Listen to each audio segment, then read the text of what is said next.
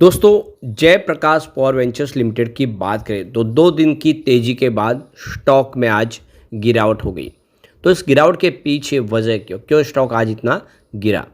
अब आप देख ही सकते हो कि जेपी पावर में तेजी बनी क्योंकि जेपी एसोसिएट को नया मालिक मिल गया है और वो है वेदांता लिमिटेड, जो किसी ने सोचा नहीं था। क्योंकि जो असली लड़ाई थी वो अदानी ग्रुप और डालमिया भारत के बीच में थी, लेकिन दोनों को पछाड़ के वेदांता ने कंपनी अपने नाम पे कर ली है।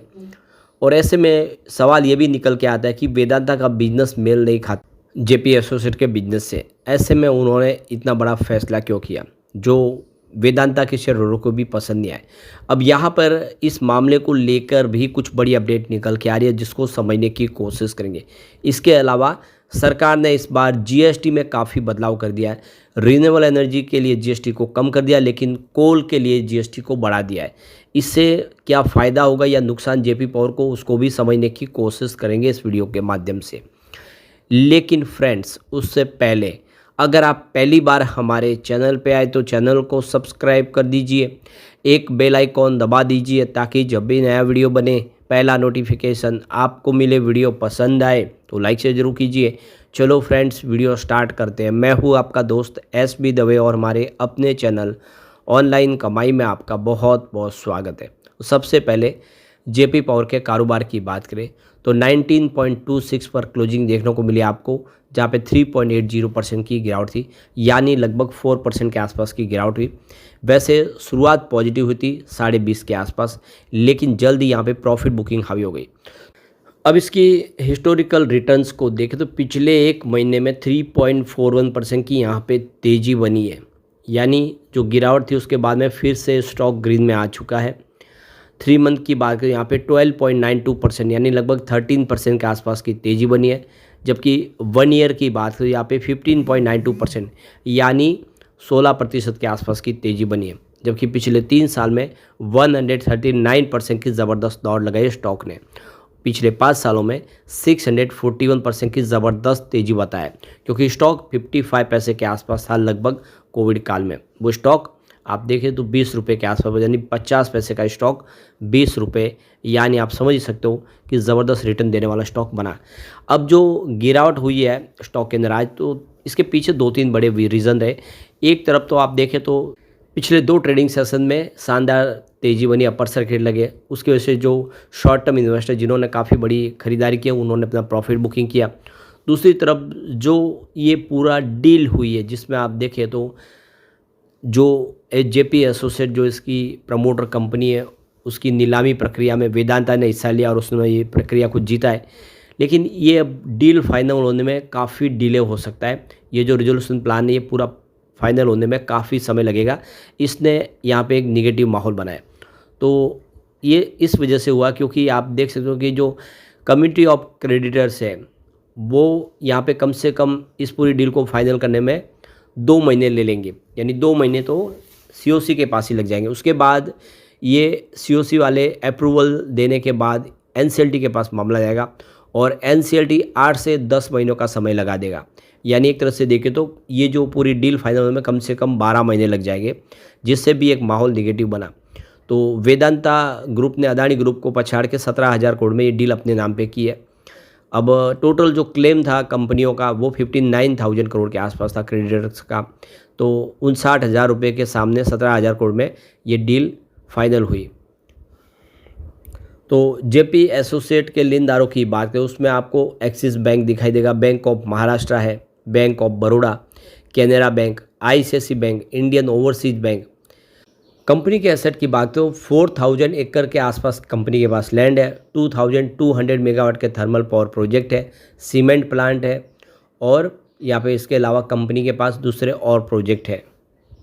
तो ये जो रिजोल्यूशन प्रस्ताव पास हुआ जिसमें अनिल अग्रवाल है जो अप फ्रंट में 4,000 करोड़ रुपीज़ की रकम देंगे एनसीएलटी के अप्रूवल के बाद, और बाकी की जो रकम रहेगी आप समझ सकते हो कि वो रकम करीब 13,000 करोड़ है। वो 5 से 6 साल में पेड करेंगे, यानी काफ़ी समय लंबा लगने वाला है। जिससे भी एक देखें तो यहाँ पे थोड़ा सा दबाव की स्थिति बनी है शेयर के ऊपर भी। तो जो ब्रोकरेज फर्म नोमा है उसका कहना है कि वेदांता उसका जो कोर बिजनेस है उसी के ऊपर फोकस करेगा और बाकी के सारे जो बिजनेस है उसकी एसेट को मोनेटाइज करेगा।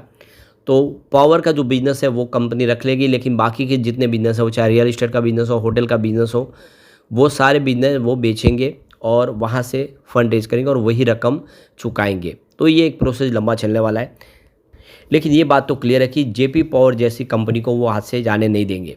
दूसरी तरफ जो एक और बड़ी अपडेट निकल के आ रही है कि इस बार जीएसटी में देखें तो रिन्यूएबल एनर्जी सेक्टर को ज़बरदस्त राहत दी गई, लेकिन कोल के ऊपर जीएसटी बढ़ा दी गई है। तो सरकार रिन्यूएबल एनर्जी को बहुत ज़्यादा इस समय प्रमोट कर रही है। सरकार चाहती है कि जो ऊर्जा की ज़रूरत का जो मुख्य जरिया हो वो रिन्यूएबल एनर्जी हो, जिसमें सोलर हो, विंड हो, बायोमास हो और हाइड्रो इलेक्ट्रिक हो। तो ऐसे में अगर आप देखें तो 12% जो जीएसटी थी उसको घटा के 5% कर दिया गया है, जिससे आप देख लो कि बायोगैस प्लांट, विंड मिल्स और विंड जनरेटर कंपनियों को फ़ायदा होगा। उनके इक्विपमेंट की प्राइस घट जाएगी, इनपुट कॉस्ट घटेगी। और कोल के ऊपर जीएसटी को बढ़ा दिया गया, पहले 5% थी उसको बढ़ा के 18% कर दिया गया है। तो थोड़ी सी यहाँ पे एक प्रॉब्लम तो हुई है कोल बेस्ड पावर प्लांट के लिए, लेकिन सामने सरकार ने यहाँ पे उसको एक बेनिफिट भी दिया है, जैसे कि 400 रुपये पर टन के हिसाब से जो सेस लगता था उसको हटा दिया गया। तो भले ही यहाँ पे जीएसटी बढ़ गया हो, 18% हो गया हो, लेकिन सामने पर टन 400 का फ़ायदा भी हुआ है। तो ऐसा कोई नुकसान नहीं हुआ है कोल बेस्ड पावर प्लांट को भी। तो जेपी पावर के लिए उतना नुकसान वाली बात नहीं, क्योंकि JP power already hydro electric power plant पे काम करती है जो क्लीन एनर्जी में आता है। इसके अलावा कंपनी अभी रिसेंटली ऐलान किया कि वो सोलर प्रोजेक्ट शुरू करने जा रहे हैं मध्य प्रदेश के अंदर। तो कंपनी सोलर सेक्टर में एंट्री मारी और सोलर सेक्टर में सरकार ने 18% से जीएसटी को 5% कर दिया, वो सीधा फ़ायदा होगा। और दूसरी तरफ देखें तो कोल में भी सरकार ने सेस हटा दिया है। इनके पास 2 खुद की कोल माइंस है। ऐसे में इतनी चिंता वाली बात नहीं है, सरकार का फैसला आने वाले समय जेपी पावर को फ़ायदा ही पहुंचाएगा।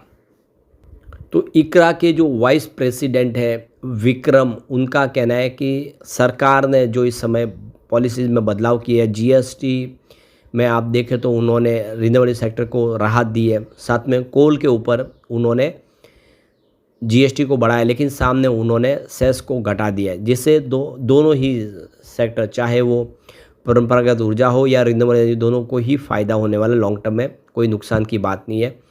तो कुल मिला के देख लो कि स्थिति आने वाले समय बेहतर होगी और फ़ायदा होगा सभी को, जेपी पावर को भी काफ़ी फ़ायदा होगा। यहाँ पे सबसे बड़ी बात निकल के आ रही है कि इस बार प्रमोटर ने भी एक शानदार फैसला किया है। जेपी पावर में उनके जो गिरवी शेयर थे उसको कम कर दिया, छुड़ा लिया है गिरवी शेयर को, करीब 6.21% शेयर गिरवी शेयरों को छुड़ा है प्रमोटर ने। अब 72.9% की होल्डिंग गिरवी रह गई है, जो 79% के आसपास थी। तो ये एक अच्छी पहल है, प्रमोटर ने गिरवी शेयरों को छुड़ा है।